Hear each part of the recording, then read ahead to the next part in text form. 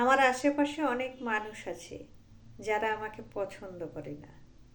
সেটা আমি খুব ভালোভাবেই জানি, এবং এটাও জানি তারা ঠিক কী কী কারণে আমাকে পছন্দ করে না।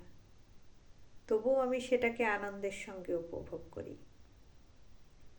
তারা আমার সামনে খুব ভালো ভালো কথা বলে, যেন তারা আমার কতই না ভালো চাই, কতই না শুভাকাঙ্ক্ষী। কিন্তু এই মানুষগুলোই আমার পিছনে আমার সমালোচনা করে, আমার খারাপ চাই। তাতে অবশ্য আমার কিছুই যায় আসে না। আমি সবই জানি, সব দেখি, বুঝি, তবু চুপ করে থাকি, যাতে তাদের মনে হয় আমার চিন্তা ভাবনায়